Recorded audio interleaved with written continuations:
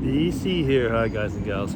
Well, hope you're all well. It is Wednesday and I'm out for a little walk. I'm in the park close to the house because it's been raining on and off this morning, so I'm kind of like walking between two showers. But let's see, well, how many birds are there? There's a few over there. There were not too long ago. Some was not actually a couple that were feeding them. I always have a kind of a mixed feeling about people that go and feed the birds, especially when it's with bread. Because the whole idea, I guess, is that often it's said don't feed them bread because it stuffs their stomach. Especially with the water and everything. But well, anyway. It seems that there's always going to be people that'll be feeding the birds. Yeah. I was having a chat the other day with someone that asked me, how did it feel living in town compared to living in the countryside? And I said, well, where we are in town, there's actually no big difference with living in the countryside unless you're a very isolated farm. Now, remember we live in Switzerland, so if you're living in a place where there's woods or trees, I should say, not woods, but trees all over, the field is just actually a 5-minute walk from here. So and we live on a street corner, so it's really, we don't feel at all that we live in town. As well, we live in a house, so we're not in an apartment building. So, to be frank, I don't feel any different to not much different to when I was a kid. Now, I'll explain that in a way in more detail. When I was a kid, we lived on a street where there was a big field right in front of where we lived and in back, but we had neighbors on each side. We lived right next to the church grounds, so there would be people, let's say, when there would be church services. But overall, we didn't have actually more neighbors or less neighbors than we do now. We did have, though, a lot of liberty as children to go and go off and play and so on. Now, when I'm going to get into the differences, now I'm talking about an adult. Myself as an adult, I don't feel any difference. Now, go back to when I was a child, and in the period when I was a child, so I was born in 1957, so basically we're talking about like the 60s. There was actually a big difference, and people would tell me, oh, but it must be boring in a village. And as over there, it was anything but boring. We had lots of grounds to play the politically incorrect cowboys and Indians. We would play, tag, kick the can, things like that. We would have go-karts because the church building was on top of a hill, so we had an asphalt hill, so we could have our go-karts. We had our bikes that we would ride all over and go fishing because there were a lot of little ponds.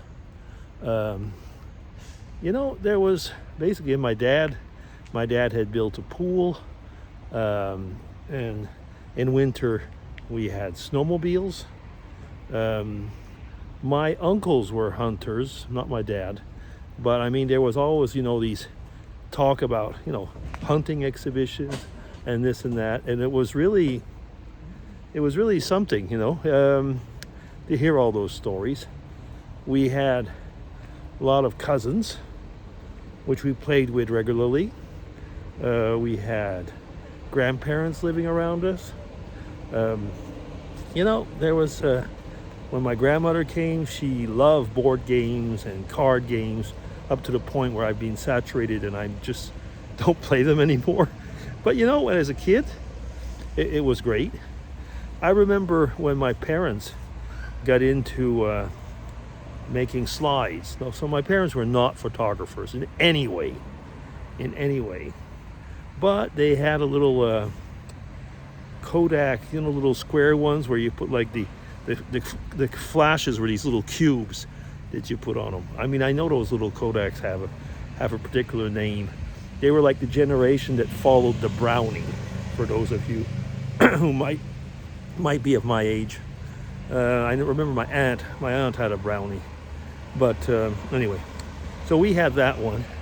And my mom decided, well, why not make slides? I don't know if she'd seen a slide show somewhere and found it was really fun. So they started making slides and had bought a slide projector. And so, whenever we would have an evening or something, we would actually put my dad, like I say, had bought a slide projector and a screen. So they would actually put the screen on the lawn, and we'd make little benches, and we would make a slideshow on the lawn. It was kind of amusing because it'd be the kids would come over, because go back to the period that we were from. There was black and white television, a very limited number of channels. I'll get to that in a minute. And movies, well, you would either go to the drive-in in the States, because we lived near the border in Canada, or you would have to drive quite a ways away to go to a movie theater. And slides were something that nobody knew. I mean, PowerPoint and stuff like that, we've never heard of things like that. And so, there was, even making photocopies was something that was not existing then. So get back to what I'm saying is that we would have these slide shows on the lawn, and people would come over. My dad would sometimes very often actually, he'd make popcorn. And it was kind of like going to the movies. I remember everybody would look at it, and we had a picture. It was at Easter, and we had this big chocolate Easter bunny, and we were drinking orange juice. And everybody would look at it and they would say, "Look, the orange juice looks real. You could almost touch it." I mean, we were fascinated with little things like that. I'm thinking, like, for example, that was when I was young. I have vlogged about this before. My dad had bought a tape recorder. So, I mean, really tapes, but not a cassette, a tape recorder. So round, circular discs of recording tape. But later on, I had for my birthday or Christmas a tape recorder, my own tape recorder, so a cassette recorder. Oh my goodness, that was the best thing. We had a little portable radio that my dad had brought us from a trip in the States.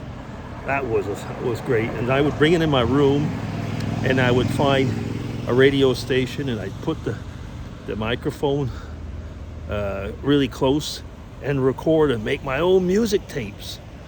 And so we would go in the school bus, and I would play that music. Nobody would hear it. It was just too, I'd have to put the volume way up, so only 2 or 3 people could hear it. But it was magic. It was great. So when people ask me, how was your youth? Did you enjoy it? Did you have living in a village? Was it boring? And I say, no, it wasn't. I mean, I remember my first bike.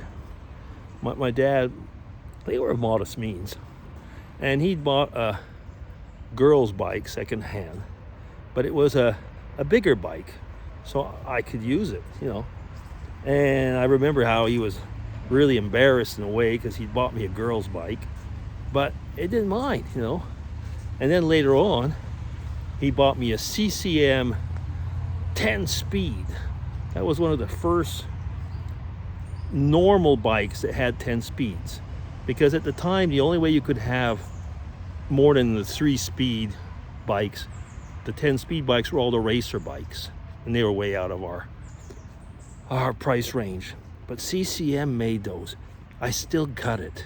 It's in our yard. It's rusty and everything, but I had it moved over from Canada. It was like, I've got a 10-speed bike. I could barely lift it. It was so heavy, but I had a 10-speed bike. Wow, that really was something. Yeah, anyway, I'm up to 10 minutes. Oh yeah, just chatting about childhood. Anyway, so I'm certain you will have little stories here and there, and I mean, there'll certainly be a lot more. But I'll stop there. BC signing off. Take care, everybody. Bye-bye. Have a great week.